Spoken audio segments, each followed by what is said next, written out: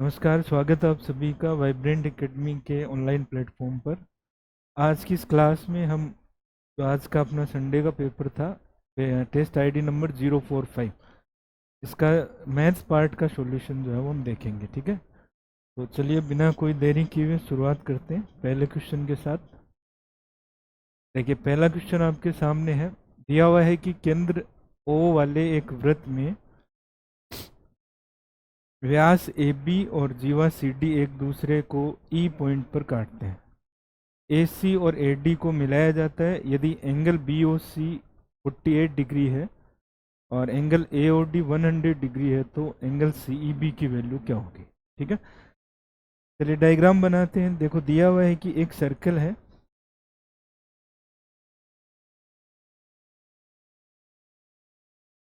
एक circle given है अपने को, और उस सर्कल में एक तो दिया हुआ है डायमीटर। जैसे मान लीजिए कि ये सर्कल है, ये सर्कल है, इस सर्कल का एक डायमीटर गिवन है, यानी इसका व्यास दे रखा है।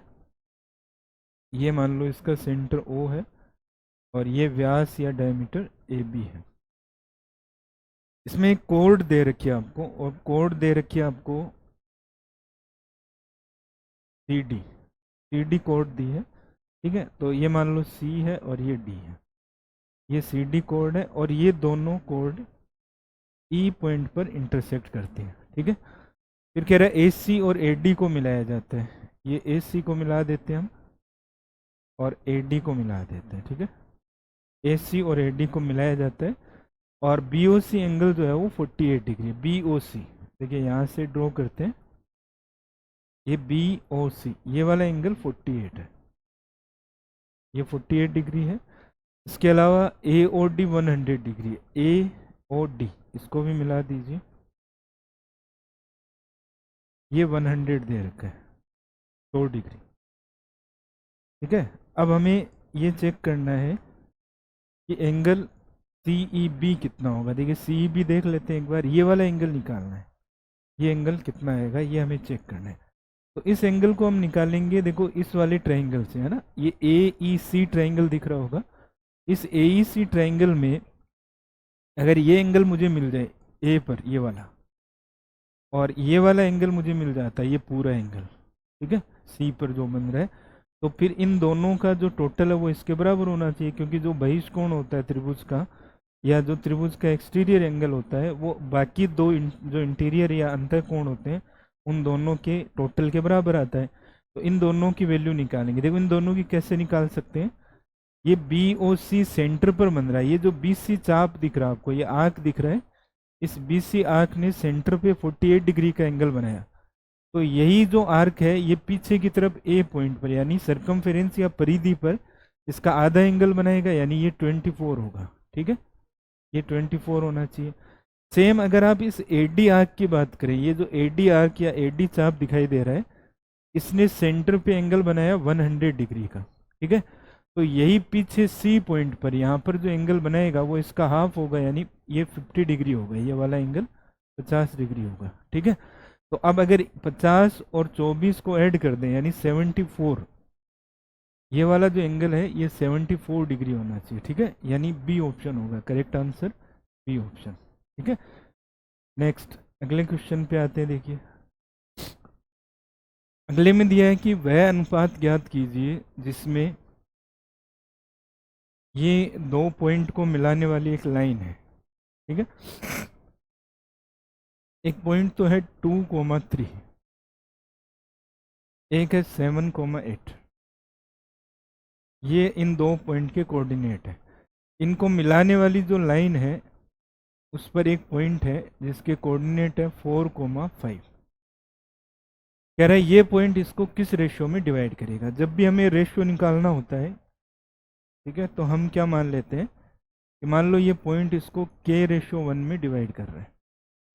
अब इस वाले पॉइंट को हम हमेशा x1 और y1 मानते हैं, इस वाले को मान लेते हैं x2 और y2, और इसको हम x और y मान लेते हैं। तो अपने पास जो डिवीजन या जो इंटरसेक्शन फॉर्मूला होता है वो ये कहता है कि भाई x कोऑर्डिनेट की वैल्यू क्या होती है, तो ये m इंटू x1 है ना, ये वाला है ना, ये इंटू ये और ये इंटू ये, यानी मैं कह सकता हूँ 1 ऐसे फॉर्मूला ये होता है mx2 प्लस nx1 अपॉन में m+n।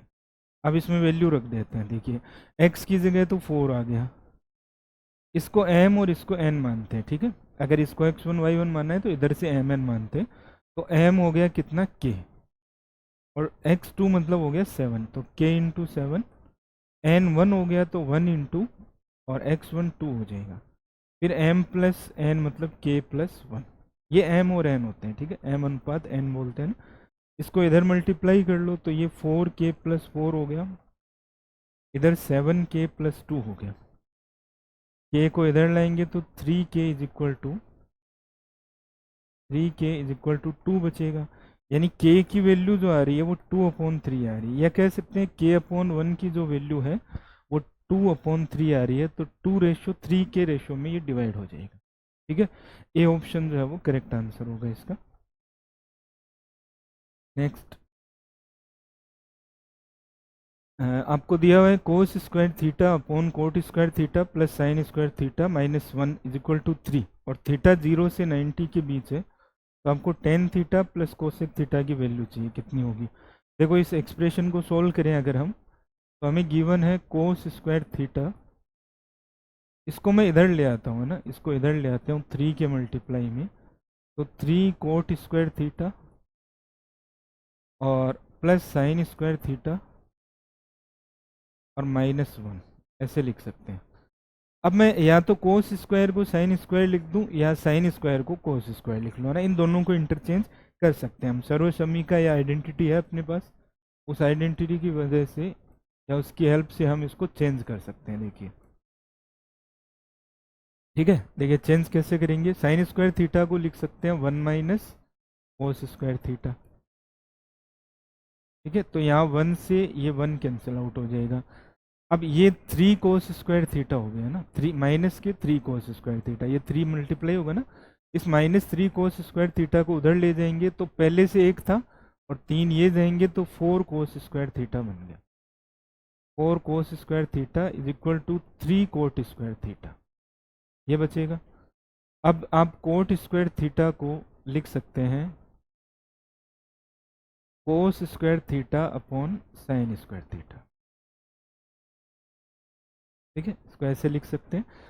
कोस स्क्वायर थीटा आप हटा सकते हैं क्योंकि थीटा की वैल्यू जो है वो 90 है नहीं। देखो अगर हम कोस स्क्वायर थीटा जो है वो उधर लेके जाएंगे, वैसे तो कैंसिल आउट नहीं करना चाहिए अपने को, उस तरफ ले जाके कोस स्क्वायर थीटा कॉमन लेंगे तो कोस स्क्वायर थीटा बराबर 0 मिलेगा। और 0 तब होगा जब थीटा 90 होगा, लेकिन इसने बोला है कि थीटा 90 है नहीं, इसका मतलब अब कोस स्क्वायर थीटा की वैल्यू 0 नहीं है, तो इसको आप हटा सकते हैं, ठीक है। हटा देंगे तो अब ये बचा आपका sine square theta is equal to बचेगा 3/4, और अगर हम इसका अंडर रूट ले लेंगे तो साइन थीटा बराबर आएगा √3/2। हम पॉजिटिव ले रहे हैं, वैसे तो प्लस माइनस दोनों आएगा, लेकिन हम पॉजिटिव इसलिए ले रहे हैं, क्योंकि इसमें थीटा जो है वो 0 to 90 है, यानी फर्स्ट क्वाड्रेंट में, और फर्स्ट क्वाड्रेंट में साइन थीटा नेगेटिव हो नहीं सकता है, इसका मतलब पॉजिटिव वैल्यू ही लेनी है। अब फर्स्ट क्वाड्रेंट में थीटा कितना रखने पर 3/2 आएगा, तो थीटा की वैल्यू 60 रखने पर ये √3/2 बनता है ना। तो इसका मतलब अब हम थीटा की जगह 60 डिग्री रख के और ये वैल्यू निकाल सकते हैं। तो हमसे वैल्यू क्या पूछी गई है, हमें पूछा गया है कि आप tan theta plus cosec theta बता दीजिए कितना होगा। थीटा की जगह 60 रखेंगे तो टेन 60 प्लस कोसेक 60, टेन 60 की वैल्यू √3 होगी और कोसेक 60 होगा 2/√3। को सोल्व करेंगे, एलसीएम लेंगे तो 3 और 2 5, 5/√3 बचेगा। √3 को अगर न्यूमरेटर और डिनोमिनेटर में मल्टीप्लाई करके और इसका रेशनलाइजेशन या प्रमेयीकरण करें तो ये बन जाता है 5√3/3, यानी बी ऑप्शन बनेगा इसमें, ठीक है। तो बी ऑप्शन इसका करेक्ट आंसर होगा। नेक्स्ट अगला दिया हुआ है कि 15 मीटर 17 सेंटीमीटर लंबे, 15 मीटर 17 सेंटीमीटर को मैं लिख सकता हूँ 1517 सेंटीमीटर, ठीक है। और 9 मीटर 2 सेंटीमीटर, इसको लिख सकते हैं 902 सेंटीमीटर, क्योंकि 1 मीटर में 100 सेंटीमीटर होंगे ना, तो इसको 902 सेंटीमीटर लिख सकते हैं। कह रहा है इस फर्श पर बिछाने के लिए कम से कम कितनी वर्गाकार टाइल। देखिए कम से कम तब आएंगी जब टाइल की साइज जो है वो मैक्सिमम होगी, और टाइल की जो साइज है वो निकालने का तरीका है कि उसकी साइड निकालनी पड़ेगी, भुजा निकालनी पड़ेगी, क्योंकि स्क्वायर टाइल है तो हमें उसकी भुजा पता करनी पड़ेगी। भुजा जो है वो इनके एचसीएफ के बराबर होगी, है ना, क्योंकि दोनों साइड में पूरा पूरा आपको कवर करना है फर्श को। जैसे देखो ये मान लो फर्श है, इस पे इस तरह से टाइलें बिछानी है, इस तरह से टाइल बिछानी है, ठीक है। अब ये 1517 सेंटीमीटर है, मैं एक बार 15 मान लेता हूँ, मान लो ये 15 मीटर है और ये मान लो 9 मीटर है, ठीक है, एक बार एग्जांपल के लिए। अब इधर अगर मैं बिछाना चाहूँ तो 1-1 मीटर की टाइल लगा सकता हूँ, 1-1 मीटर की 15 टाइल लगेंगी इधर, है ना, और इधर 1-1 मीटर की 9 टाइल लगेंगी, कुल मिला के 135 टाइल लगेंगी अगर इस तरह से 1-1 मीटर की लगाएं। दो दो की हम लगा नहीं सकते, 3-3 की लगाएंगे तो इधर 5 लगेंगी, देखो 15 में 5 टाइल लगेंगी 3-3 की, और इधर 3 टाइल लगेगी, है ना, 9 मीटर में, तो टोटल 15 टाइल। इसका मतलब ये हुआ कि जैसे जैसे टाइल जो है उसका साइज जो है वो बढ़ाते जा रहे हैं, 1 मीटर फिर 3 मीटर फिर आगे और, है ना, जैसे जैसे भुजा बड़ी करेंगे टाइल की संख्या कम होती जाएगी। अब मैक्सिमम क्या हो सकता है जिसमें ये वाला भी कवर हो जाए ये वाला भी, तो एक ऐसा नंबर चाहिए जो इसको भी डिवाइड कर दे और इसको भी डिवाइड कर दे, और वो सबसे बड़ा होना चाहिए। इसका मतलब हमें एचसीएफ चाहिए, है ना, दोनों का एचसीएफ चाहिए होगा। तो जो फर्श की लंबाई है यानी 1517 और 902, इन दोनों का एचसीएफ जो आएगा वो सबसे बड़ी साइज हो सकती है टाइल की जो हम फर्श पर लगा सकते हैं, ठीक है। तो इन दोनों का एचसीएफ निकालेंगे हम, और वो एचसीएफ जो होगा वो फर्श की भुजा, सॉरी टाइल की भुजा होगी, है ना। तो टाइल है उसकी साइड जो है वो कितनी होनी चाहिए, तो टाइल की साइड जो है वो होनी चाहिए इनके एचसीएफ के बराबर, यानी 1517 और 902 इनके एचसीएफ के बराबर होना चाहिए। अब एचसीएफ निकालने का तरीका ये है कि भाई आप अगर डायरेक्ट निकाल सके डिफरेंस से तो आप डिफरेंस करके निकालें, अदरवाइज आप भाग विधि या जो डिवीजन मेथड है लॉन्ग डिवीजन मेथड उसका यूज करें, है ना। 902 से डिवाइड करें किसमें, 1517 में, ठीक है, तो एक बार डिवाइड हो जाएगा 902 आ जाएगा, ठीक है। इसके बाद में ये 615 बचेगा, फिर इसमें 902 में डिवाइड करेंगे, ठीक है, तो ये एक बार डिवाइड होगा, फिर ये 7 8 और ये 2, फिर इससे डिवाइड करेंगे 615 में, तो ये 2 बार डिवाइड हो जाएगा, है ना, 574 आएगा, ये बचा 1, ये बचा 4, 41, फिर 41 से डिवाइड करेंगे 287 में, ये 7 बार डिवाइड हो जाएगा, है ना। अब रिमाइंडर 0 आ गया, और 0 आ गया इसका मतलब 41 जो है वो इसका एचसीएफ होना चाहिए।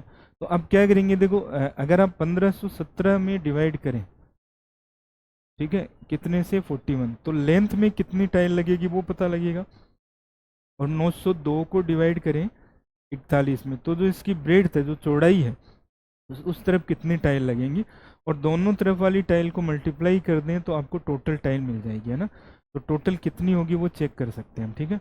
तो 41 से इसको डिवाइड करेंगे हम, देखिए 41 से ये डिवाइड होगा कितनी बार, 3 बार, ठीक है, पहले 3 बार डिवाइड होगा 123 आएगा, फिर ये 7 बार डिवाइड होगा, ठीक है, फिर 41 से ये 2 बार डिवाइड हुआ, फिर 2 बार डिवाइड हुआ, तो ये 37 इंटू 22 बचेगा, तो 37 इंटू 22 मल्टीप्लाई करेंगे तो 22 इंटू 7 154, और 66 और 15 66 और 15 यानी 81, ठीक है, तो 814 टाइल लगेंगी, ठीक है, 814, 814।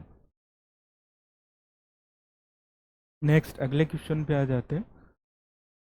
एक ऊर्ध्वाधर खंभा और एक ऊर्ध्वाधर मीनार जमीन के एक ही तल पर इस प्रकार है कि खंभे के सिर से मीनार के शिखर का उन्नयन कोण 60 है और मीनार के तल का अवनमन कोण 30 है। यदि मीनार की ऊंचाई 76 है तो खंभे की ऊंचाई कितनी होगी, ठीक है। देखिए जैसे मान लीजिए कि ये पोल है और ये जमीन की सरफेस है ना, ये ग्राउंड है, इस पे ये पोल लगा हुआ है, ये पोल है इधर वाला, ठीक है, ये पोल है। अब कह रहे हैं इस पे एक मीनार है, अब मीनार की हाइट जो है वो पोल से कम है या ज़्यादा, टावर की जो हाइट है वो इससे कम है या ज़्यादा है, उसके लिए हमें ये देखना पड़ेगा। देखो क्वेश्चन में दिया हुआ है कि हमको देखना कहाँ से है, खंबे के सिर से, और देखना किसको है, मीनार के शिखर को देखना है। और जब आप खंबे के शीर्ष पे खड़े होके मीनार के शिखर को देखेंगे तो उन्नयन कोण बनेगा, एंगल ऑफ एलिवेशन बन रहा है। इसका मतलब जो मीनार का शीर्ष है वो ऊपर है खंबे से, है ना। एलिवेशन का मतलब होता है ऊपर की तरफ देखना, है ना। तो अगर उन्नयन कोण बन रहा है इसका मतलब यहाँ से आप ऊपर की तरफ देख रहे हैं ना। और अवनमन कोण बोलता है इसका मतलब आप नीचे की तरफ देख रहे होते हैं, फिर मीनार की हाइट जो है वो कम होती है, ठीक है। तो अभी फिलहाल जो मीनार की हाइट है वो ज्यादा होगी इससे। और ये एंगल ऑफ एलिवेशन यहाँ बनाएंगे हम, है ना। हमेशा क्षैतिज रेखा या ओरिजेंटल लाइन के साथ बनता है, ठीक है। तो ये वाला एंगल जो है ये 60 डिग्री है, ये बोला हुआ है। और कह रहा है इसी शिखर से अगर मीनार के आधार को देखें, अब ऑब्वियसली आधार तो जो है वो नीचे ही होगा क्योंकि जमीन पर होगा, बेस जो होगा बॉटम वो तो यही होगा, तो इसलिए इसका बॉटम जो है वो अवनमन कोण पे बनेगा। देखो एंगल ऑफ डिप्रेशन पे बनेगा, है ना। इसका मतलब ये वाला एंगल 30 है। अवनमन कोण ऊपर की तरफ बनता है ना, वो भी क्षैतिज रेखा से ही बनता है, लेकिन ये 30 और ये 30 है, तो ये इधर वाला भी 30 है क्योंकि एकांतर ये अल्टरनेट एंगल है ना, एकांतर कोण है ये अल्टरनेट है, तो ये वाला 30 होगा। अब कह रहे हैं कि जो मीनार है उसकी ऊंचाई 76 है, ये पूरी जो हाइट है ये 76 है। आपको पूछा है कि पोल की हाइट कितनी है, ये खंबा है इसकी ऊंचाई, इसको एक बार h मान लेते हैं। तो अगर ये h है तो ये वाली भी क्या होगी, h होगी। और ये बचती है आपकी 76 माइनस h, ठीक है। ये इस तरह से हम इसको लिख लेंगे। अब देखिए पहले इस वाले ट्रायंगल में आ जाते हैं, नीचे वाले में ये एंगल 90 है, ये 30 है, तो ये 60 होगा, ये 60 होगा। 30 के अपोजिट अगर अंडर रूट सॉरी h होता है तो 60 के अपोजिट अंडर रूट 3h होता है, तो ये साइड अंडर रूट 3h होगी। अब ये अंडर रूट 3h है तो ये भी अंडर रूट 3h होगी। अब इस वाले ट्रायंगल में जाते हैं, देखो ऊपर वाले में, है ना, ये 60 है तो ये 30 बचा। अब अगर 30 के अपोजिट रूट 3 है, फिर वही है देखो, है ना, तो 60 के अपोजिट ये वाली जो है ना, ये वाली लेंथ ये अंडर रूट 3h होनी चाहिए, यहाँ से यहाँ तक, ठीक है।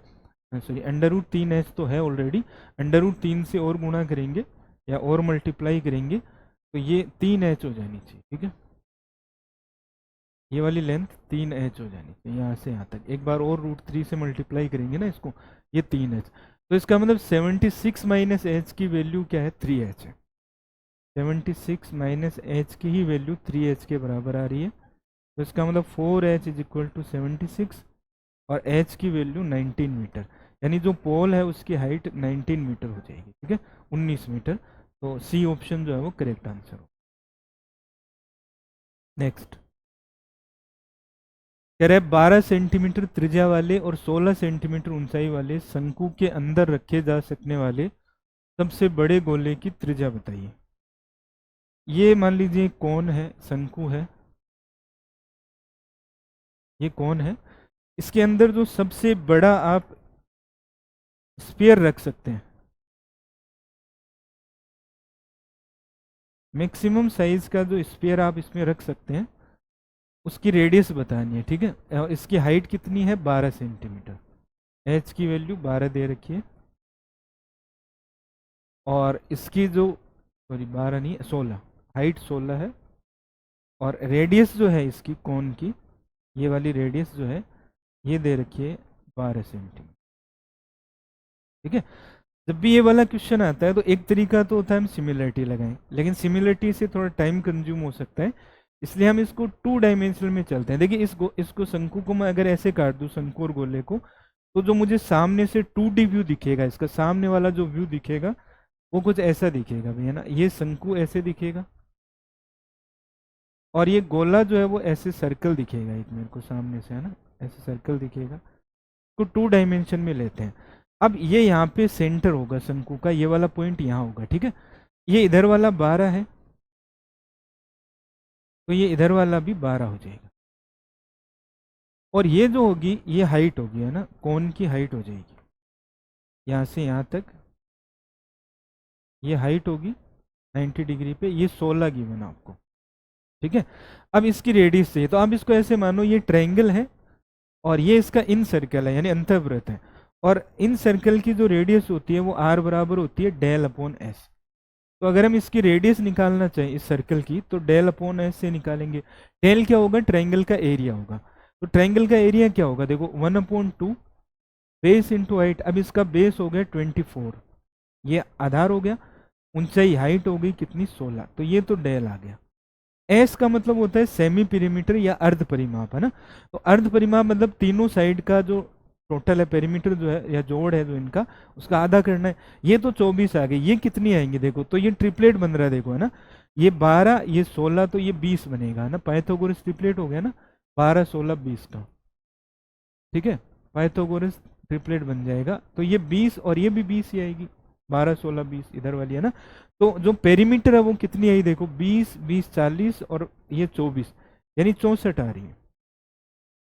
और हमें सेमी पेरीमीटर लेना है, तो 64 का आधा कर देंगे, ठीक है। परिमाप का आधा, अर्ध परिमाप लेंगे, ठीक है। ये आ जाएगा आपका 2 से 12 और ये आ गया 32, तो 16 इंटू 2 और 2 इंटू 6, यानी आंसर जो होगा वो 6 सेंटीमीटर होगा, ठीक है।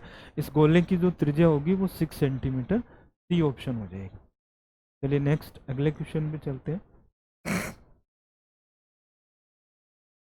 दिया है कि आदर्श और आर्यन ने मिलकर एक व्यापार शुरू किया।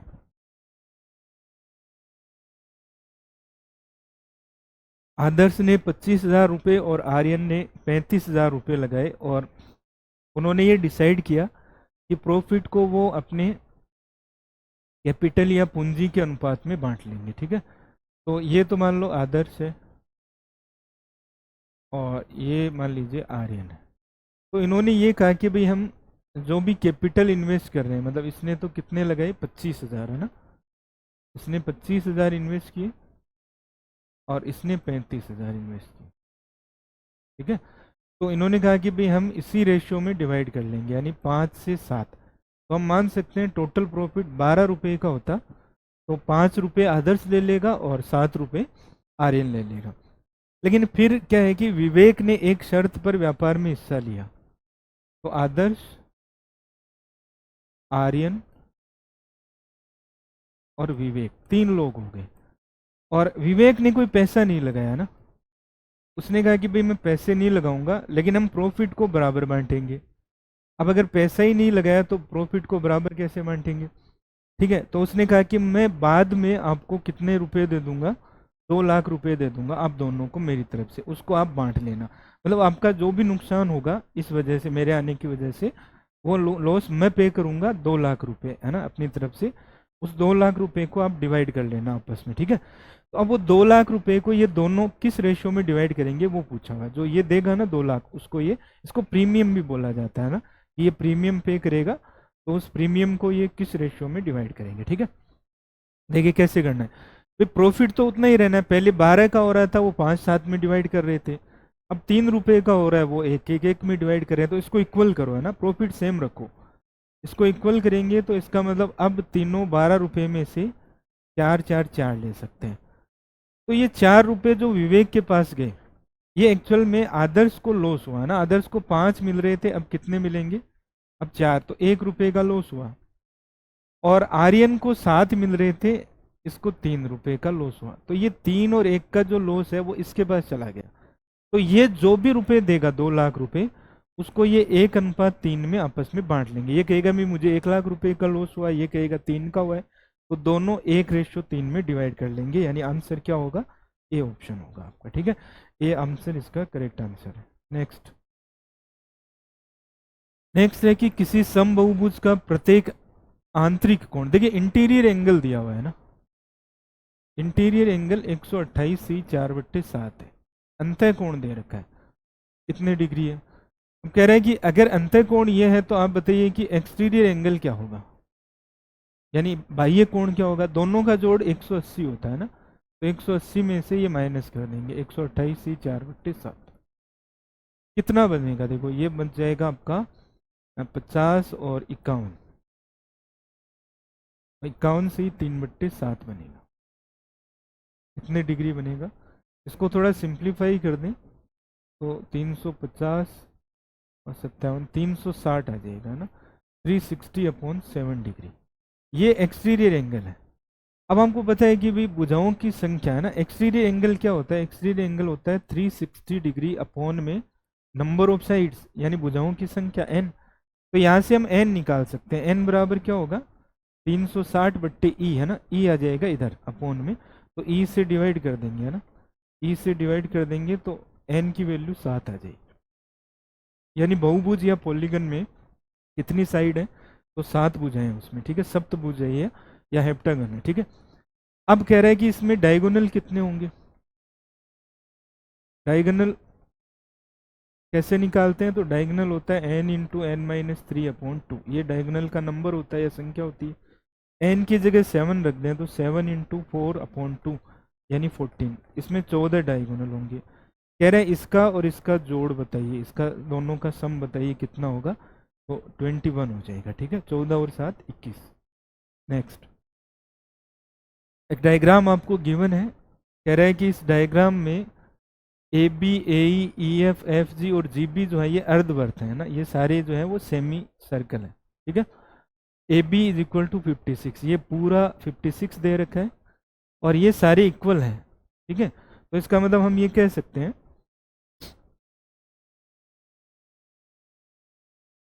ये सारे जो है वो इक्वल है। देखिए क्या दे रखा है अपने को, ये पूरी जो लंबाई है, पूरी लेंथ जो है वो 56 है, ये 56 सेंटीमीटर है, ठीक है।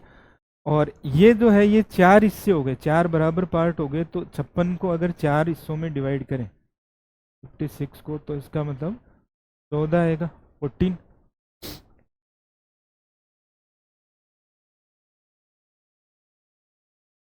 चौदह हो जाएगा टोटल, है ना। यानी ये जो डायमीटर ये 14 है, और अगर ये 14 है तो रेडियस कितनी हुई अंदर वाले सर्कल की, 7 हो जाएगी, है ना, 7। तो बस यही पता करना है कि इन छोटे वाले सर्कल की रेडियस 7 है। अब कैसे करेंगे, मैं इस डायग्राम को अलग से बनाता हूँ दोबारा से। ये बड़ा सेमी सर्कल है और इसमें यहाँ पर ऐसे 4 सर्कल बनाए, ये इसका सेंटर है, इस सेंटर से ठीक ऊपर एक सर्कल बना रखा है इस तरह से, और यहाँ पे सेमी सर्कल बनाए हुए इस तरह से।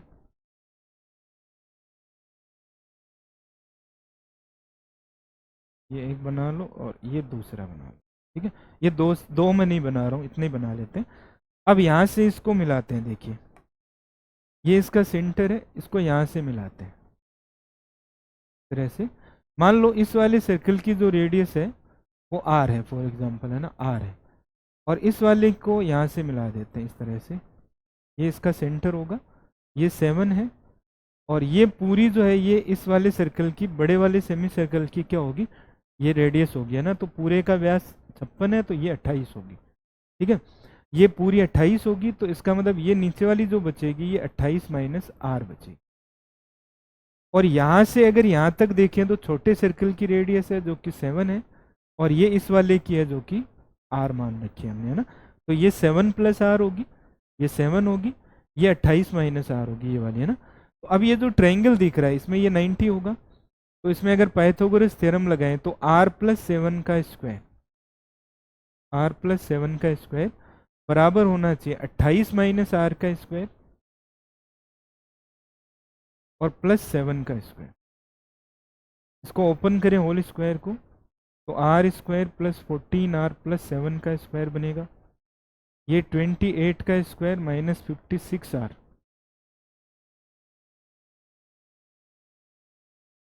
का square minus 56r plus R square plus 7 का स्क्वायर, इस तरह से बनेगा। आर स्क्वायर और 7 का स्क्वायर ये कैंसिल आउट हो जाएंगे, ठीक है। इस 56r को उधर ले जाएंगे तो ये 70r हो गए, इधर बचेगा 28 का स्क्वायर, यानी 28 इंटू 28 बचेगा। अब इस 70 को इधर डिवाइड कर दें अगर हम, तो r बराबर बचता है 7 से ये कितना आ जाएगा 4, ठीक है, और 28 इंटू 4 यानी 112, 112/10, ठीक है। ये आर की वैल्यू बचती है, 112/10 जो है वो आर की वैल्यू। लेकिन हमें कह रहे हैं कि आप इसका एरिया बताइए कितना होगा। अब ये तो सर्कल है, तो सर्कल का एरिया क्या होगा, रेडियस हम निकाल चुके हैं, तो सर्कल का एरिया होगा पाई यानी 22/7 आर स्क्वायर, तो 112/10 इंटू 112/10, ये आर स्क्वायर हो जाएगा, पाई आर स्क्वायर कर दिया हमने, ठीक है। 7 से ये आ जाएगा 16, और इसको जब आप मल्टीप्लाई करेंगे सारी वैल्यू को, तो ये जो आपका आंसर आएगा ये 394.24 आ जाएगा, ठीक है। तो आप मल्टीप्लाई करके, और 100 है तो 2 डिजिट पे पॉइंट लगा देना, ठीक है। मैं कर देता हूँ, चलो 16 इंटू 2 32 हो जाएगा, 16 3 19 हो जाएगा, और 16 और 1 17 हो जाएगा, ये 22 हो गया। तो 100 से डिवाइड करना है, ठीक है, बाद में। 22 इंटू 2 44 हो जाएगा, 22 इंटू 9 198 और 4 तो 2 हो जाएगा, 22 इंटू 7 154 74 हो जाएगा, और 22 और ये 17 हो जाएगा 39। और 100 के लिए 2 डिजिट पे पॉइंट लगा देंगे, है ना। तो 394.24 सेंटीमीटर स्क्वायर है, ठीक है, ये इसका एरिया होगा। नेक्स्ट क्वेश्चन है अपना, जब एक धनात्मक पूर्णांक को d से भाग दिया जाता है, कोई भी एक नंबर है, मान लीजिए n, उसको एक नंबर d से डिवाइड किया तो रिमाइंडर 15 आ रहा है, शेष फल 15 आ रहा है। फिर कह रहा है नंबर के 10 गुणा को, यानी 10n को जब d से वापस डिवाइड किया तो इस बार रिमाइंडर 6 आ रहा है, ठीक है। देखिए वैसे तो रूल ये कहता है कि भाई आप अगर सेम नंबर से डिवाइड कर रहे हो और जो डिविडेंड है, जो भाज्य है, उसको अगर आप किसी नंबर से मल्टीप्लाई कर देते हैं तो रिमाइंडर भी उतने से मल्टीप्लाई हो गया, यानी ये 15 जो है ये भी 10 गुना हो जाना चाहिए था, 150 बनना चाहिए था। लेकिन 150 नहीं बन रहा है, 6 बच रहा है ना। इसका मतलब ये हुआ कि अगर ये 6 कम कर दें तो 144 आ रहा है, यानी कोई भी नंबर जिससे हम भाग दे रहे हैं डी से, वो 144 तक तो डिवाइड कर ही रहा है पूरा। तो डी की वैल्यू वो होगी जो 144 को डिवाइड कर सके पूरा, ठीक है। 144 तक डिवाइड नहीं होगा तो 6 नहीं बचेगा फिर, है ना, 150 में से, ठीक है। तो इसलिए 144 को डिवाइड करना ही चाहिए, लेकिन 144 को तो देखो 9 12 16 18 सारे ही डिवाइड कर रहे हैं, तो फिर इन चारों में से कौन सा होगा। तो उसका तरीका ये है कि फिर हम ये चेक करें, फिर 9 से क्या ये दोनों रिमाइंडर आ सकते हैं। देखो 9 से 6 तो आ सकता है, लेकिन 15 नहीं आ सकता, क्योंकि 15 9 से ज़्यादा है, ठीक है। तो एक बार और डिवाइड हो जाएगा अगर 9 से करेंगे तो इसको, है ना। तो 9 नहीं हो सकती डी की जो है मिनिमम वैल्यू, ठीक है। क्या 12 हो सकती है? 12 से देखो तो ये तो आ जाएगा, ये नहीं आएगा क्योंकि ये 12 से ज़्यादा है, तो ये रिमाइंडर नहीं बच सकता 12 से, है ना। रिमाइंडर हमेशा नंबर से छोटा होता है, ठीक है। क्या ये 16 से दोनों बच सकते हैं? हाँ, ये 16 से दोनों छोटे हैं, तो 16 ठीक है। हालांकि 18 से भी दोनों बच सकते हैं, दोनों जो है वो रिमाइंडर आ सकते हैं, लेकिन हमें कह रहे हैं कि पहला ही वैल्यू बतानी है, मिनिमम पॉसिबल वैल्यू बतानी है ना, लीस्ट पॉसिबल वैल्यू। तो 16 18 से पहले आ गया, इसका मतलब सी ऑप्शन जो है वो करेक्ट आंसर है, ठीक है। नेक्स्ट, इसमें हमको बताना है, ये एक एक्सप्रेशन दिया हुआ है, इसमें A square plus B square minus C square की वैल्यू कितनी होगी, ये आपको बताना है, ठीक है। देखो ये तो फॉर्मूला है, जैसे 3√3 जो है ना, इसको हम क्या लिख सकते हैं, 3√3 एक्स क्यूब है, तो 3√3 जो है वो √3 का क्यूब है एक्चुअल में, है ना। तो इसको √3 एक्स का क्यूब लिख सकते हैं, और 8 को हम 2 का क्यूब लिख सकते हैं, तो ये 2y का क्यूब हो गया। अगर इसको हम ए क्यूब माइनस बी क्यूब से ओपन करें तो ए क्यूब माइनस बी क्यूब होता है a माइनस बी, यानी √3 एक्स माइनस 2y, फिर ए स्क्वायर यानी इसका स्क्वायर, तो 3x स्क्वायर, फिर प्लस इसका स्क्वायर यानी 4y स्क्वायर, और फिर प्लस का ए बी यानी इन दोनों का गुणा, ठीक है। तो 2√3 xy इनका प्रोडक्ट आ जाएगा। अब अगर इसको इससे कंपेयर करें राइट हैंड साइड से, तो देखो ये y के साथ -2 आ रहा है, यहाँ a आ रहा है, यानी a की वैल्यू -2। फिर यहाँ एक्स स्क्वायर के साथ 3 है, यहाँ भी 3 है, वाई स्क्वायर के साथ b आ रहा है, तो b की वैल्यू 4 हो जाएगी, ठीक है। b = 4 होगा, और एक्स वाई के साथ उधर c आ रहा है ना प्लस का, और इधर 2√3 आ रहा है, तो इसका मतलब c की वैल्यू 2√3 आ जाएगी। और हमें कह रहा है कि बताइए a square plus B square minus C square कितना होगा। तो -2 का स्क्वायर यानी 4, 4 का स्क्वायर यानी 16, और 2√3 का स्क्वायर करेंगे तो माइनस का 12, तो ये 8 आ जाएगा भाई, ठीक है, 8। बी ऑप्शन जो है वो करेक्ट आंसर। नेक्स्ट, यदि कोई गेंद 180 मीटर ऊंचाई से फेंकी जाए तो यह अपने पिछले बाउंस का 2/3 उछलती है। जब तक गेंद रुकती है तब तक गेंद द्वारा तय की गई कुल दूरी ज्ञात करें, ठीक है। देखना, गेंद को फेंका गया 180 मीटर से, ठीक है, 180 मीटर सबसे पहले इसने कवर किया। अब ये 180 का 2/3 है ना, 2/3 वापस उछलेगी, फिर वापस नीचे आएगी। मैं इसके ऊपर तो नहीं दिखा सकता, मैं इसको साइड में दिखा देता हूँ ऐसे, है ना। यानी ये 180 का 2/3 फिर वापस भी उतना ही आई है ना, फिर वापस पिछली ऊंचाई का 2/3 जाएगी, फिर वापस आएगी। ऐसे ये ऊंचाई जो है वो कम होती जाएगी, है ना। और एक स्टेप ऐसे आएगी जब ये गेंद जो है वो रुक जाएगी। तो ये रुकने तक टोटल कितनी डिस्टेंस कवर करेगी ये बताना है। तो ये डिस्टेंस तो देखो अलग से ऐड करते हैं, 180। अब ये वाली जो है ये 180 का 2/3 है, 2/3 है। लेकिन ये 180 का 2/3 ऊपर गई तो वापस भी तो आएगी, तो इसका मतलब ये 2 बार है।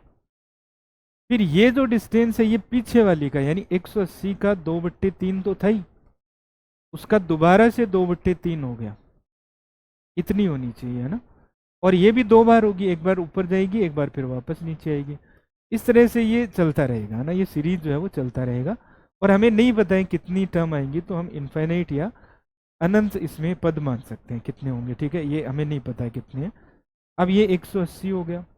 इससे आगे वाली जितनी भी सीरीज है उसमें एक तो देखो 2 कॉमन आ रहा है, एक 180 कॉमन आ रहा है सब में से, है ना। और एक ये 2/3 भी कॉमन ले लेते हैं, ठीक है। एक 2/3 को कॉमन ले लिया, तो यहाँ तो सारा ही कॉमन आ गया बाहर, इसका मतलब एक बचा। यहाँ पर ये बाहर आ गया तो 2/3 बचेगा।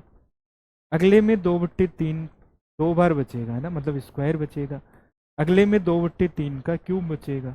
इस तरह से ये एक इन्फिनिट सीरीज चलेगी।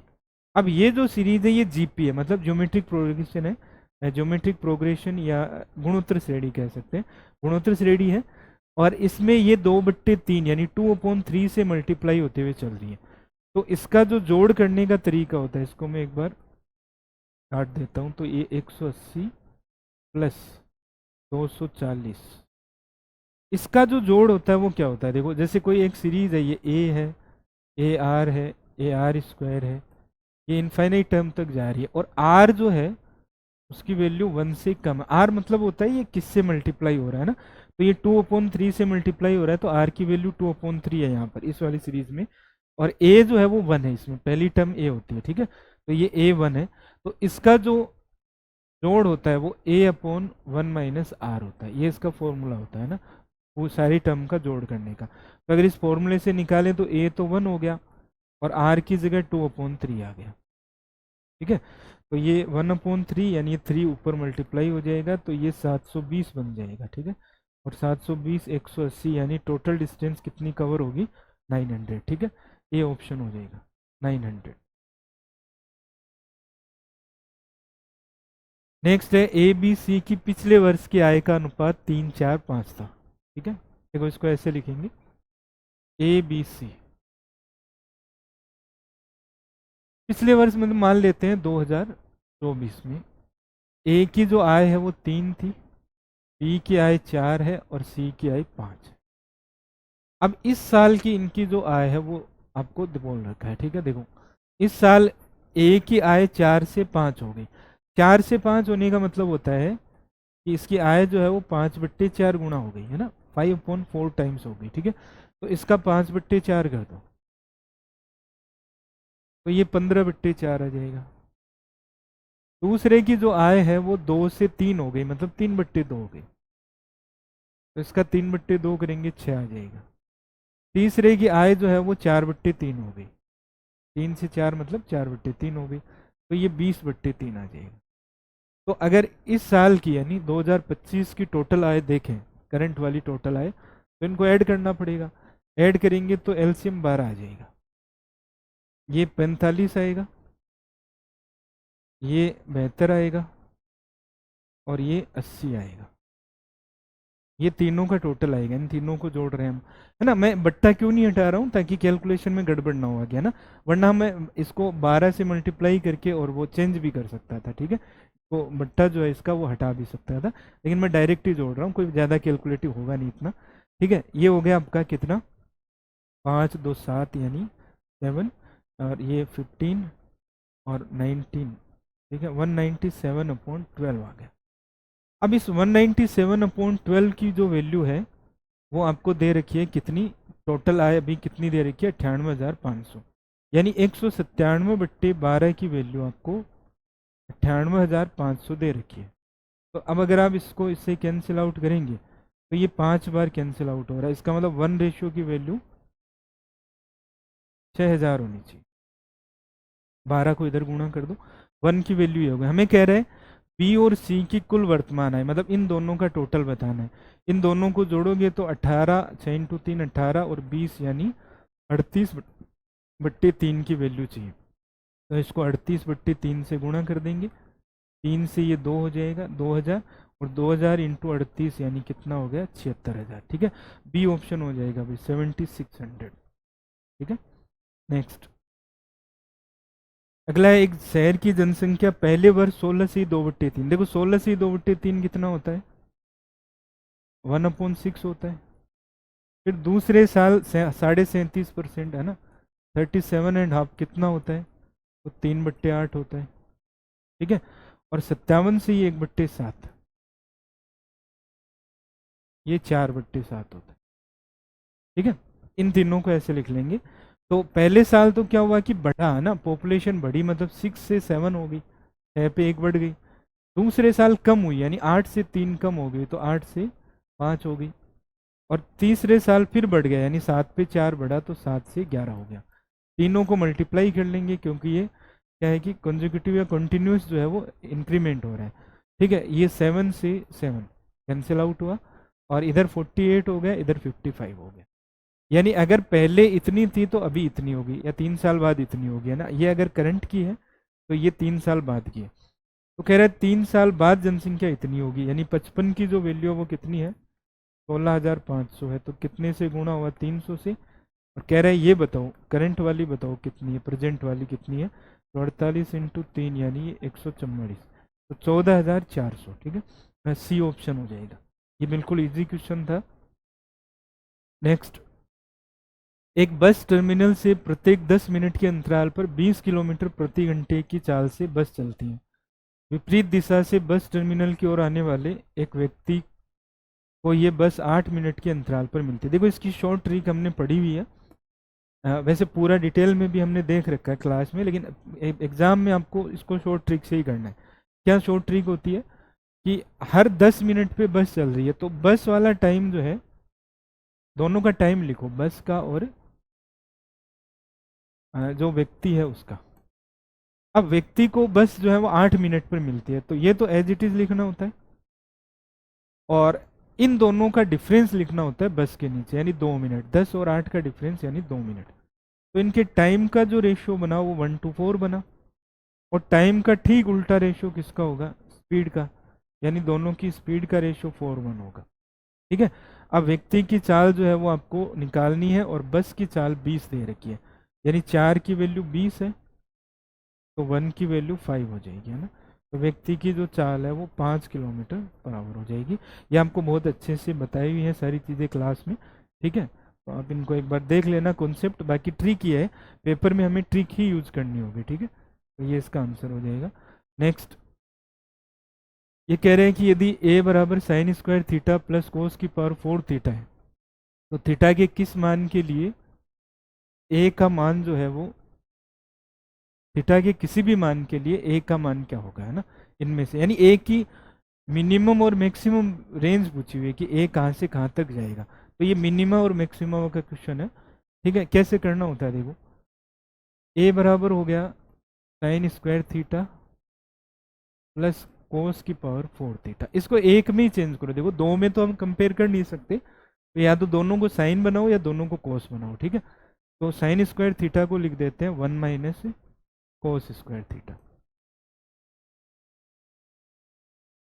ठीक है, अब मैं कोस स्क्वायर थीटा को एक बार अगर x मान लेता हूँ, ठीक है, तो ये बन गया 1 minus x plus x square, cos की पावर 4 को एक्स स्क्वायर लिख सकते हैं। तो ये एक्चुअल में एक क्वाड्रेटिक इक्वेशन या क्वाड्रेटिक एक्सप्रेशन बन गई है ना, क्वाड्रेटिक एक्सप्रेशन बनती है। क्वाड्रेटिक एक्सप्रेशन को सोल्व करने का तरीका होता है कि इसको होल स्क्वायर बनाइए, है ना, और होल स्क्वायर बना के सोल्व कीजिए क्या है कि इसकी मिनिमम और मैक्सिमम वैल्यू।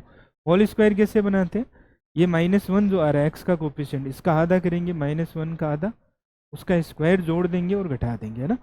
तो एक्स स्क्वायर माइनस एक्स में इसका स्क्वायर यानी 1/4 जोड़ दो और 1/4 ही घटा लो, तो ये जो बनेगा ये वाली टर्म, ये बन जाता है x -1/2 का होल स्क्वायर। और इन दोनों को ऐड करेंगे तो ये 3/4 बच जाएगा। ठीक है, अब x की जगह वापस क्या रख दो, कोस स्क्वायर थीटा रख दो, तो ये ऐसे बन गया, देखो कोस स्क्वायर थीटा -1/2 का होल स्क्वायर प्लस 3/4 ऐसे बन गया। अब हमें ये इसकी मिनिमम वैल्यू चाहिए ना कि a की मिनिमम वैल्यू क्या होगी। तो देखो मिनिमम वैल्यू तब आएगी जब ये स्क्वायर जो है, भाई यहाँ पे वेरिएबल अब थीटा ही तो है ना, तो थीटा जब ये कोस स्क्वायर थीटा जो है मिनिमम हो जाएगा, ये पूरा ब्रिकेट मिनिमम हो जाएगा, तो पूरी वैल्यू क्या हो जाएगी, मिनिमम हो जाएगी। तो इसको मिनिमम कितना रख सकते हैं, क्योंकि ये होल स्क्वायर है और होल स्क्वायर की मिनिमम वैल्यू जो है वो 0 जा सकती है, इससे कम तो जा ही नहीं सकती, क्योंकि उससे तो फिर पॉजिटिव वैल्यू रहेंगी, स्क्वायर की वैल्यू नेगेटिव तो जा नहीं सकती, तो 0 से कम तो जाएगी नहीं, तो इसकी मिनिमम वैल्यू 0 आ सकती है। तो जब यहाँ 0 करेंगे तब इस एक्सप्रेशन की वैल्यू मिनिमम आएगी, यानी 0 + 3/4, तो मिनिमम वैल्यू जो होगी वो 3/4 जा सकती है, इससे कम नहीं जाएगी। मैक्सिमम कब जाएगी, तो मैक्सिमम तब जाएगी जब ये वाला ब्रिकेट जो है वो मैक्सिमम जाएगा, और ये मैक्सिमम तब जाएगा जब कोस स्क्वायर थीटा मैक्सिमम जाएगा। अब आपको पता है कि कोस थीटा की जो रेंज है वो -1 से लेके +1 तक होती है। तो अब जब भी आप 1 या उससे छोटा नंबर लेंगे, 1 से छोटा नंबर लेंगे और उसका स्क्वायर करेंगे तो वो और छोटा हो जाता है, जैसे 1/2 लेंगे उसका स्क्वायर करेंगे तो वो 1/4 हो जाता है। ठीक है, यानी और छोटा हो जाता है। इसका मतलब ये हुआ है कि इस रेंज में 1 और -1 के अलावा बीच में जितने भी नंबर है उनका अगर स्क्वायर करेंगे वो तो और छोटे चले जाएंगे, है ना। इसका मतलब ये तो फिर मिनिमम चला जाएगा।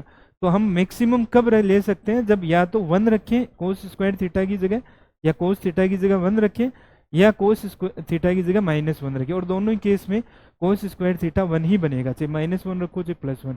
तो ये 1 होगा तब ये मैक्सिमम जाएगा, है ना। तो अगर मैं इसको 1 कर दूं तो मैक्सिमम वैल्यू क्या जाएगी, कोस स्क्वायर थीटा को 1 करते हैं ना, तो ये 1/2 का स्क्वायर यानी 1/4, और ये 3/4 यानी ये 1 आएगा, 1। तो मैक्सिमम वैल्यू 1 जा सकती है, तो 3/4 से 1 तक इसकी रेंज हो सकती है, यानी बी ऑप्शन हो जाएगी। ठीक है, बी ऑप्शन जो है वो करेक्ट आंसर है इसका। संजीव ने एक धनराशि का 1/8 भाग 5% दर पर 2 वर्ष के लिए निवेश किया। उसी धनराशि का 3/5 भाग 6% दर पर 2 वर्ष के लिए निवेश किया और शेष राशि को 10% वार्षिक दर पर 2 वर्ष के लिए निवेश किया। यदि उसे कुल ब्याज 1674 रुपये मिला तो निवेश की गई राशि कितनी थी। देखो एक धनराशि है उसका 1/8, कोई भी मान लो प्रिंसिपल है, का 1/8 उसने इन्वेस्ट किया 5% रेट पर 2 साल के लिए, 2 ईयर्स के लिए। ठीक है, उसके बाद उसने उसका 3/5 इन्वेस्ट किया 6% रेट पे, ये भी 2 साल के लिए। फिर बाकी जो बचा हुआ पार्ट था उसको इन्वेस्ट किया उसने 10% रेट पे, और ये भी 2 ईयर्स के। ठीक है, एक बार मान लेते हैं, देखो 8 और 5 यानी 40 मान लेते हैं, इनके एलसीएम के इक्वल मान लेते हैं, तो इसका 1/8 करेंगे, मतलब 5 रुपये उसने यहाँ इन्वेस्ट किए 40 में से। फिर इसका 24 आ जाएगा, है ना, 24 रुपये यहाँ इन्वेस्ट किए, तो बचे कितने 11, तो 11 यहाँ पर इन्वेस्ट।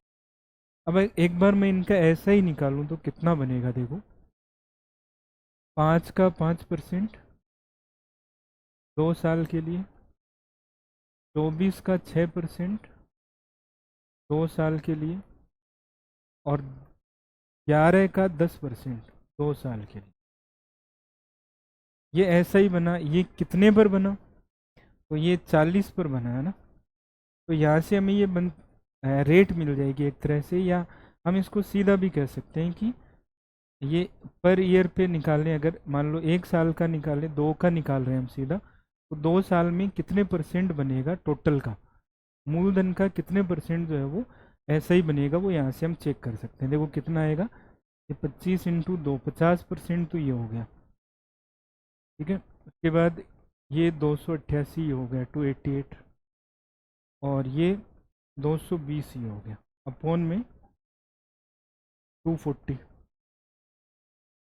को सिंप्लीफाई करें, ये एक्चुअल में हम रेट निकाल रहे हैं ना, कि कितनी रेट जो है वो एसआई की बन रही है, 1 साल का एसआई जो हो कितनी रेट से बनेगा। ठीक है, तो हम क्या करेंगे, ये देखो इसको ऐड किया हमने, तो ये 200 400 यानी ये हो गया 508, और इसमें ये जोड़ेंगे तो 558 आ गया। 558 बट्टे 240%। ठीक है, और ये 240 नहीं है, 40 है। 558 बट्टे 40%।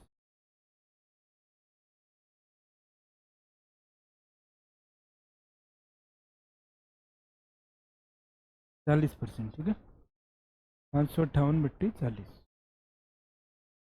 इतने परसेंट जो है वो 1 साल का ब्याज बन रहा है। ठीक है, अगर हम 2 साल का निकालेंगे तो इसका डबल हो जाएगा, है ना। इसका डबल अगर हम करना चाहें तो इसका मतलब 2 साल का जो ऐसा ही बनना चाहिए वो का दुगुना बनना चाहिए, यानी 558 पे 40। ठीक है, सॉरी, ये हमने ऑलरेडी कितने साल का ले लिया था, ये 2 साल का ही हो गया था, है ना, तो इसका मतलब इसको डबल करने की ज़रूरत नहीं है। अब हम क्या करेंगे, ये ऑलरेडी 2 साल का परसेंटेज हो गया, क्योंकि 2 साल लिया ना टाइम हमने, तो 2 साल में इतना बना, इसी की जो वैल्यू है वो कितनी दे रखी है, 1674 रुपये दे रखी है। ठीक है, तो 558 को अगर इसमें डिवाइड करें हम, ठीक है, तो ये देखो 558 की वैल्यू है, तो ये 3 बार कैंसिल आउट हो रहा है। ठीक है, 558 से, और ये 40 मल्टीप्लाई होगा, तो मतलब 120 से गुणा होगा ये, है ना, 120 120। तो अगर ये 120 से गुणा हो रहा है, इसका मतलब ये हुआ कि 1% की वैल्यू 120 हो गई, इतने परसेंट की वैल्यू ये है, तो 1% की वैल्यू 120 हो गई। और प्रिंसिपल जो होता है वो 100% होता है ना, तो 100% की वैल्यू कितनी हो जाएगी, तो 12,000 रुपये हो जाएगी। ठीक है, ये एक्चुअल में ये इसका जो है वो डायरेक्ट तरीका है ना, कि आप 2 साल का रेट कह दो या इसको ऐसा ही कह दो, ज़्यादा बेटर रहेगा। 2 साल में कितने परसेंट ऐसा ही बनेगा ना, तो 40 रुपये पर लगभग इतने परसेंट बनेगा। ठीक है, इस 2 साल के एसआई को इसके बराबर रखा है, तो मतलब 1% की वैल्यू 120 आ गई, और 100% की वैल्यू 12,000 रुपये आ जाएगी। ठीक है, अगर आप इसको और थोड़ा सिंप्लीफाई रखना चाहें तो इसको 40 की जगह 4,000 मान लो, है ना, तो ये फिर परसेंट में जो है वो नहीं आएगा, ये थोड़ा इजी आ जाएगा क्वेश्चन, और उसका फिर आप कंपेरिजन करके निकाल सकते हो। ठीक है, जैसे मान लो अगर मैं इसको 4,000 मानता, तो ये कितना आ जाता, 500 रुपये, ये 2400, ये 1100, तो 500 का 5% निकाल लो 2 साल के लिए, है ना। ठीक है, उसके बाद 2400 का 6% निकाल लो 2 साल के लिए, इसका इससे, और उसको इसके बराबर रख के, और फिर आप 40 या 4,000 की वैल्यू निकाल सकते हैं। ठीक है, तो ये इसका आंसर होगा 12,000 रुपये, सी ऑप्शन हो जाएगा। ठीक है, नेक्स्ट, इसमें आपको एक हिस्टोग्राम दिया हुआ है, एक आयत चित्र दिया हुआ है, और इस आयत चित्र से हमें ये पता करना है कि जिन छात्रों के अंक 100 से कम हैं, देखो 100 से कम वाले अंक, ये यहाँ तक, ये वाले जो है ना, इनके सब के 100 से कम है पीछे वाले, तो इनको अगर हम ऐड करें तो कितना आएगा, देखो ये 77 और 10 87 और 18 यानी 105। 100 से कम वाले 105 आ रहे हैं। ठीक है, और जिनके मार्क्स जो है वो 120 या उससे ज़्यादा है, तो मतलब 120 और उससे ज़्यादा, यानी यहाँ से आगे वाले ऐड करने हैं सारे। ठीक है, तो इनको ऐड करें तो ये आ गया 130, और ये 170 और 15 यानी 185, 185 आ गया। रेशियो में लिख लें क्योंकि परसेंट में आंसर देना है, तो 21 और ये 37 आ जाएगा। ठीक है, तो अब क्वेश्चन ये कह रहा है कि 100 से कम वाले हैं, उनकी संख्या जो 200 से 120 से ज़्यादा वाले हैं उनसे कितने परसेंट कम है, यानी ये 21 जो है ये इससे कितना कम है, तो अगर हम देखें तो ये इससे 16 कम आ रहा है। 16 कम कितने से है, तो 37 से है। परसेंट में बदलेंगे तो 100 से मल्टीप्लाई कर देंगे, और इसको अगर मैं डिवाइड करूं तो ये 37 इंटू 4 आ रहा है ना, लगभग 4 बार डिवाइड हो रहा है, और 4 का एक ही ऑप्शन है अपने पास, सी ऑप्शन है ना, 43.2%। नेक्स्ट, अगला क्वेश्चन है आपका, संदीप एक मेज़ को 10% लाभ पर बेचता है। यदि वह मेज़ को 5% कम मूल्य पर खरीद कर 80 रुपये अधिक मूल्य पर बेचता तो उसे 20% का लाभ होता। ठीक है, 10% प्रॉफिट पर बेचता है। जैसे मान लो सीपी जो है वो मान लो 100 रुपये था मेज का, अब 10% प्रॉफिट पे अगर बेचेगा तो इसका मतलब एसपी होना चाहिए उसका 110। क्वेश्चन कह रहे हैं कि अगर वो इसका सीपी 5% कम होता है, यानी 5% कम पर खरीदता, यानी 95 रुपये में खरीदता और फिर बेचता, तो 20% का लाभ होता। 20% कितना होगा इसका? 19 रुपये होगा ना, इसका 20% 19 रुपये हो जाएगा। तो इसमें 19 ऐड करेंगे, 19 रुपये ऐड करेंगे, यानी 114। तो दोनों जो एसपी हैं उसके में 4 रुपये का अंतर है। और क्वेश्चन के हिसाब से ये 80 रुपये ज़्यादा होना चाहिए दूसरे वाला एसपी पहले वाले से, है ना। तो 4 की वैल्यू 80 बना दो। इसका मतलब कितने से मल्टीप्लाई हुआ? 20 से। और हमें कह रहे हैं इसका सीपी बताओ कितना होगा। तो इसका 20 जो है वो से मल्टीप्लाई कर दो, यानी कितना हो गया? 2000 रुपये हो जाएगी, ठीक है, 2000 रुपये। चलिए नेक्स्ट क्वेश्चन पे आते हैं। अगला दिया हुआ है, एक रेलगाड़ी स्टेशन ए से 7 बजे चलना शुरू करती है और दूसरे स्टेशन पर 11 बजे पहुंच जाती है, ठीक है। एक रेलगाड़ी स्टेशन ए से 7 बजे चलती है और स्टेशन बी पर 11 बजे पहुंच जाती है।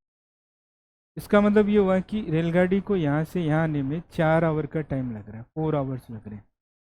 दूसरी रेलगाड़ी यहाँ से 11:30 बजे चलती है, 11:30 पर चलती है, 11:30 AM पर, और ये यहाँ पहुँच जाती है, सॉरी 11:30 AM नहीं, ये 8 बजे चलती है और यहाँ पर 11:30 बजे पहुँच जाती है, 11:30 पर पहुँच जाती है, ठीक है। तो दूसरी जो ट्रेन है उसको 8 से 11:30 मतलब 3.5 घंटे लगे, या 7/2 आवर कह सकते हैं। तो जब हमको दोनों का टाइम पता है और डिस्टेंस सेम है, देखो, है ना, तो हम क्या करेंगे, एक डिस्टेंस मान लेते हैं इसके हिसाब से, ठीक है। देखो कैसे कि ए जो है वो 4 घंटे में वही डिस्टेंस चलती है जो बी जो है वो कितने में 7/2 आवर में चलती है। तो 7 और 4 का एलसीएम लेंगे तो मान लेते हैं कि दोनों स्टेशन के बीच 28 किलोमीटर की दूरी है। 4 से डिवाइड करेंगे तो इसकी स्पीड आ रही है 7 किलोमीटर पर आवर, और 7/2 से करेंगे तो ये आ जाएगा 8 किलोमीटर पर आवर। ये दोनों की एक बार स्पीड मान लेते हैं। अब देखो ये वाली ट्रेन इससे आधा घंटा, सॉरी 1 घंटा पहले चली, ये वाली, है ना। तो इसका मतलब 1 घंटे ये अकेली चली और 1 घंटे में ये 7 की स्पीड से चल रही है। इसका मतलब ये जितनी भी दूरी है उस दूरी में से ये 7 किलोमीटर तो आ चुकी होगी, है ना, यहाँ से यहाँ तक। तो जब ये वाली ट्रेन यहाँ थी, ए वाली ट्रेन, है ना, तब बी वाली यहाँ से चलना शुरू करेगी 8 बजे। अब दोनों के बीच डिस्टेंस बची है कितनी? टोटल 28 है ना पूरी, तो अब डिस्टेंस बची है 21 किलोमीटर। इस 21 को ये इधर से आएगी और ये इधर से आएगी, दोनों की स्पीड ये रहेंगी, है ना। तो 21 किलोमीटर को दोनों मिलकर कवर करें अगर 8 और 7 की स्पीड, यानी टोटल 15 हो गई क्या? तो 21/15 आवर लगेंगे। इसको अगर हम और सिंप्लीफाई करें तो 7/5 आवर लगेंगे। इसको मिनट में बदल देता हूँ मैं, तो ये 84 मिनट और लगेंगे। 84 मिनट का मतलब हो गया 1 घंटा और 24 मिनट और लगेंगे। 1 घंटा 24 मिनट कहाँ से? जब बी चलना शुरू करेगी, यानी 8 बजे जब बी चलेगी उसके बाद 1 घंटा 24 मिनट और लगेंगे। तो 8 में 1 घंटा 24 मिनट ऐड करें तो आंसर आपका डी ऑप्शन हो जाएगा, 9:24 मिनट पर दोनों मिलेंगे एक दूसरे से, ठीक है। नेक्स्ट लिखा है कि ए और सी मिलकर एक काम को जितने समय में पूरा करते हैं बी उसके 3 गुना समय में काम को पूरा करता है। देखिए ए और सी मिलकर जितने टाइम में काम को पूरा करते हैं बी उसके 3 गुना टाइम में पूरा करता है। ये टाइम का रेशियो है इनका। तो एफिशिएंसी का रेशियो क्या होगा? क्योंकि वर्क सेम है तो एफिशिएंसी का रेशियो 3:1 हो जाएगा, ठीक है। फिर कह रहा है ए और बी को मिलकर जितना टाइम लगता है सी उसका दुगुना टाइम लेता है, यानी ए और बी के टाइम का रेशियो सी से 1:2 का होगा। और एफिशिएंसी का देखें तो ये होगा 2 से 1 हो जाएगा, उल्टा हो जाएगा रेशियो इसका, ठीक है। अब अगर मैं इनको एक साथ देखूं तो यहाँ ए बी सी का सम बन रहा है 4, यहाँ बन रहा है 3 एफिशिएंसी का टोटल, यहाँ टोटल 4 एफिशिएंसी बन रही है तीनों की, यहाँ 3 बन रही है। इसको इक्वल करें तो यहाँ 3 से मल्टीप्लाई कर देंगे, यहाँ 4 से कर देंगे। तो देखो ए और सी की तो हो गई 9 और बी की हो गई 3 और तीनों की हो गई 12। यहाँ 4 से करेंगे तो 8, 4 और तीनों की हो गई 12। अब मैं तीनों की अलग अलग एफिशिएंसी अगर लिखूं तो तीनों की तो 12 हो गई, उसमें से सी की 4 हो गई, देखो बी की 3 हो गई, तो बची कितनी 5, 12 में से 5 बची, वो 1 की हो जाएगी। क्वेश्चन ये कह रहा है तीनों मिलकर यानी 12 की एफिशिएंसी से इनको 10 दिन लगते हैं भैया ना। तो इसका मतलब टोटल वर्क कितना हो गया 120 यूनिट। 120 यूनिट वर्क किया जा रहा है। और अब इसी 120 यूनिट को ए अकेला करे तो ए की एफिशिएंसी 5 है ना, तो 120 को अगर 5 की एफिशिएंसी से करेगा तो ए को 24 दिन लग जाएंगे है ना, 24 डेज। तो बी ऑप्शन जो है वो इसका करेक्ट आंसर हो। ठीक है, देखिए नेक्स्ट दिया हुआ है, एक दुकानदार अपने ग्राहकों को 25% बट्टा देता है किंतु वह स्मगलिंग की वस्तुएं बेचता है, इसलिए क्रय मूल्य का 10% वह रिश्वत देता है। ठीक है, अंकित मूल्य ज्ञात करो अगर वह 9 से 1/11% लाभ कमाना चाहता हूँ और वस्तुओं का क्रय मूल्य जो है वो कितना है 2500। देखो सीपी कितना है 2500 है। अब 10% वो इस पे क्या देता है रिश्वत देता है, तो उसके लिए वो सीपी 10% बढ़ जाएगा। यानी जब वो खरीद के लाता है ना, तो जिससे खरीद के लाता है उसको 10% रिश्वत के दे के आता है, तो इसका 250 बढ़ जाएगा। यानी उसके लिए दुकानदार के लिए सीपी जो होगा वो 3007, 250 मतलब 2750 हो जाएगा ना, 2750 रुपये। इसका 10% ऐड कर दो इसमें ना, इतना उसने रिश्वत दे दिया तो मतलब वस्तु उसको तो इतने की पड़ी ना, जो भी आर्टिकल था वो दुकानदार को इतने का पड़ा। उसने 25% डिस्काउंट दिया और 9 से 1/11% प्रॉफिट वो कमाना चाहता है। ठीक है, तो उसको अंकित मूल्य जो है वो कितना रखना चाहिए। अब हमें पता है भाई सीपी और एमपी का जो रेशियो होता है, सीपी होता है 100 माइनस डिस्काउंट, डिस्काउंट कितना देता है वो 25, और एमपी होता है 100 प्लस प्रॉफिट, प्रॉफिट कितना है 9 एंड 1/11। 100 को तो हम 1 लिख सकते हैं, इसको 1/4 लिख सकते हैं, 25% को है ना, इसको 1 लिखेंगे और इसको 1/11 लिखेंगे। रेशियो निकालें अगर तो ये 3/4 आएगा और ये 12/11 आएगा। 3 से ये 4 हो जाएगा, क्रॉस मल्टीप्लाई करेंगे तो 11 से 16 का रेशियो आ रहा है। यानी अगर मान लो उसने 11 की वस्तु खरीदी तो उसको बेचना चाहिए 16 में है ना, तो 11 में नहीं खरीदी, उसको वस्तु पड़ी कितने की 2750 की, तो 11 की वैल्यू 2750 कर दो। ठीक है, तो इसका मतलब ये मल्टीप्लाई हुआ 250 से, तो ये भी 250 से गुणा कर दो। ठीक है, 16 इंटू 5 80, 32 और 3 32 और 8 40, यानी 4000 रुपये जो है उसको लिखना चाहिए। यानी मार्क प्राइस कितनी रखनी चाहिए उसको 4000 रखनी चाहिए, ताकि वो ये रिश्वत भी दे सके और डिस्काउंट भी दे सके और इतना प्रॉफिट भी उसको मिल जाए। ठीक है, तीनों काम एक साथ हो जाए। नेक्स्ट 33,500 रुपये की धनराशि पर 12% चक्रवृद्धि ब्याज दर से 1 से 1/3 वर्ष। देखिए 1 से 1/3 वर्ष का मतलब हो गया 4/3 वर्ष, इसको महीने में अगर बदलूँ मैं तो ये 16 मंथ हो जाते हैं ना, 16 मंथ्स हो जाएंगे। 16 मंथ्स का मतलब हो गया 8-8 महीने के 2 टाइम इंटरवल हो गए। ठीक है, रेट जो है वो 12% है। अब 12% जो है वो 12 महीने की है, तो 1 महीने की 1% हो गई, 8 महीने की 8% हो गई है ना, तो रेट जो है वो 8% हो जाएगी। और मूलधन आपको प्रिंसिपल दिया हुआ है 33,500। अब हमें 2 बार 8-8 महीने से 2 बार कंपाउंड करना है, और इस रेट से, ये रेट होती है कितनी 2/25। इसका मतलब हम ये कह सकते हैं कि उसके प्रिंसिपल और अमाउंट यानी मूलधन और मिश्र धन का रेशियो 25 से 27 रहेगा। और 2 का करेंगे तो 2 बार करेंगे तो 25 का स्क्वायर और 27 का स्क्वायर, ये 625 हो जाएगा और ये 729 हो जाएगा। अब 625 की वैल्यू आपको गिवन है कितनी है, तो ये दे रखी है 37,500, प्रिंसिपल आपको दे रखा है। ठीक है, इसको इससे आप मल्टीप्लाई करेंगे तो ये 6 बार मल्टीप्लाई हो रहा है ना, 6 बार मतलब 60 बार 60 हो जाएगा। अब आपको इसका ब्याज पूछा है, ब्याज हो गया कितना, देखो इसमें कितना बढ़ रहा है 104, इंटरेस्ट इतना मिलेगा उसको, तो इसको आप 60 से गुणा कर दीजिए। ठीक है, तो ये आ जाएगा आपका 6024 और 6 यानी 6240 रुपये। ठीक है, तो बी ऑप्शन जो है वो अपना करेक्ट आंसर। नेक्स्ट अगला आपको ये दे रखा है, देखो ये तो सीधी एक्सप्रेशन है, हमें पता है कि x की पावर 4 y की पावर 4 और एक्स स्क्वायर वाई स्क्वायर, इसके दो फैक्टर होते हैं, ये हमें याद ही रखने होते हैं, एक्स स्क्वायर वाई स्क्वायर और प्लस एक्स वाई, और दूसरा फैक्टर होता है एक्स स्क्वायर वाई स्क्वायर और माइनस एक्स वाई। ये दो फैक्टर है।